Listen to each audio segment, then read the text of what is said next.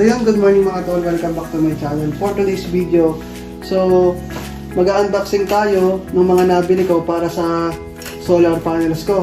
So ito yung mga gamit na i-unboxing natin.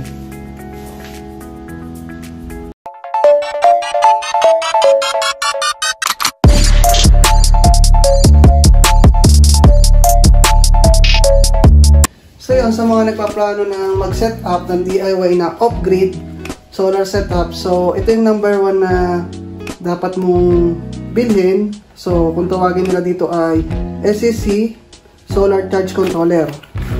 So tingnan natin ang laman. So yan, yung itsura niya.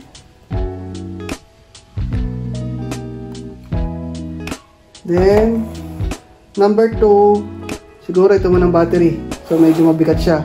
Ito naman yung tinatawag nilang gel type na battery. Actually, pang e-bike siya eh. Pang e-bike siya. So, ito yung specs niya. 12 volts, 20.3 Ah. So, siguro kung i-convert to sa watts, nasa 240 watts lang siya. Ito. Itong battery ito. The next is power inverter. So, tingnan natin. Actually, nabuksan ko na to ha, kasi tinasting ko rin siya. Pero, papakita ko rin sa inyo kung paano siya gamitin. So, yun. Manual.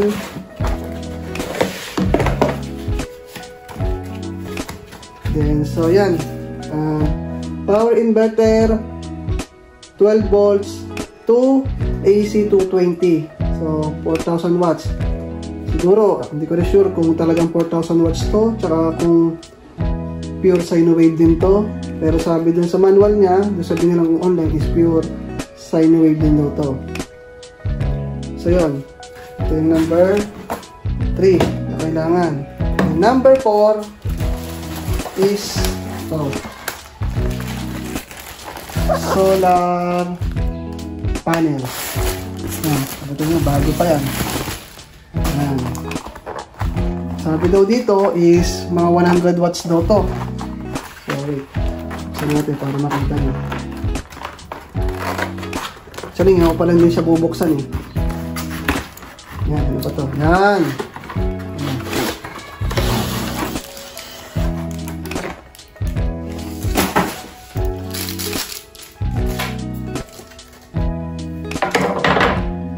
So, yan siya. Ayan. Yung solar panels. So, yung meron din siyang line na positive at negative din. So, ito yung dadiretso dito sa solar charger controller. Ito, dito. So, number 5. Actually, itong number 5 ko, hindi naman talaga siya totaling. Depende na sa inyo kung bibili kayo ng ganito. Ito yung chopping board. Chopping board yung binili ko. Kasi, chopping board. Ayan.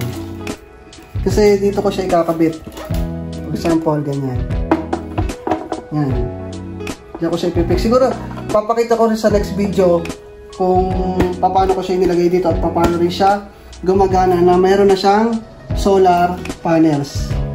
Check muna natin yung voltahe ng ating battery. So yan, nasa 13.03 siya. Dahil ito ay bago pa, ang charge pa nito ay galing pa sa factory. Factory charge pa to. Yan.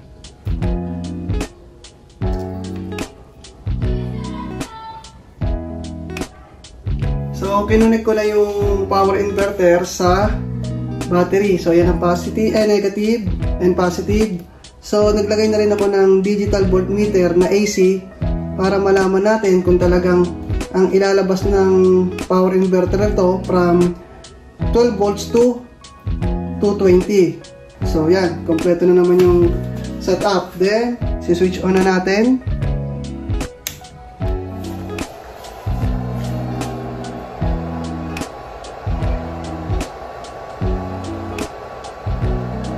So, yun. Nasa 100, naglalaro lang siya sa 197, 196 volts. So, hindi talaga na exact na 220. So, ang itatry ko na lang dito mamaya is yung aking mga PAR LED. kung kakayanin. Sa tingin ko naman, medyo mababa naman ang wattage ng mga power LED. Pero tingin ko kung sa amplifier to or sa active speaker, hindi siya uubra. So yun.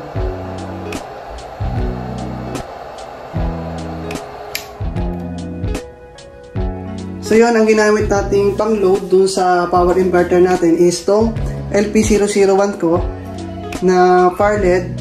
So itatry na natin kung uubra ba or gagana yung ating power LED dito sa 20Ah na 12 volts na battery, then power inverter na 12 volts to 220 volts. So yun.